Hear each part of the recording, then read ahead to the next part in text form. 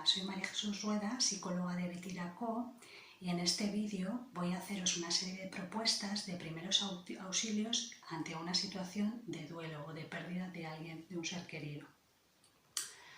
En primer lugar, decir que en una situación de shock es importante aceptar cualquier emoción, cualquier reacción física, emocional o psíquica que nos surja. Es normal, es un primer momento y después pasará, pero es importante no pelearse con ella ni asustarse demasiado, saber que forma parte del proceso. En segundo lugar, cuando acompañamos a una persona en duelo, es importante situarla en el día de hoy. A las personas en duelo les angustia mucho irse al futuro, pensar en el mañana. Es importante a la hora de acompañar en colocarles en el hoy. En tercer lugar, es importante para las personas en duelo el poder estructurar el día y darse permiso para, si un día no me encuentro bien, poder saltarme esta estructura.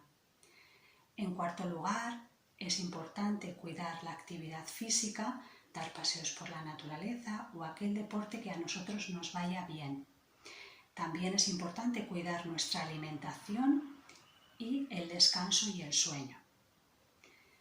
En quinto lugar, podemos tener un kit de personas de emergencia a las cuales llamar cuando nos sentimos desbordados emocionalmente, que son aquellas personas que nos van a acompañar, no se van a asustar y nos van a poder sostener.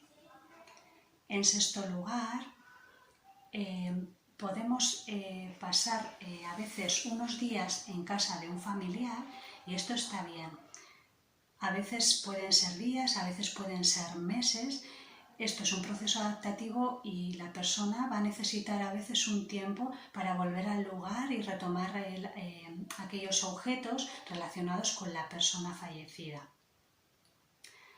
En este sentido, conviene no deshacerse de forma inmediata de aquellos objetos relacionados con el familiar, porque después podemos hacerlo desde el impulso y podemos arrepentirnos de haber tirado cosas o habernos deshecho de cosas que quizá sean buenos recuerdos. Conviene esperar un poco. En octavo lugar, no tomar decisiones importantes. A veces podemos sentir la necesidad de romper con algo, bien sea con dejar un trabajo, dejar la pareja. No conviene, conviene esperar. No conviene dejarse llevar por el impulso.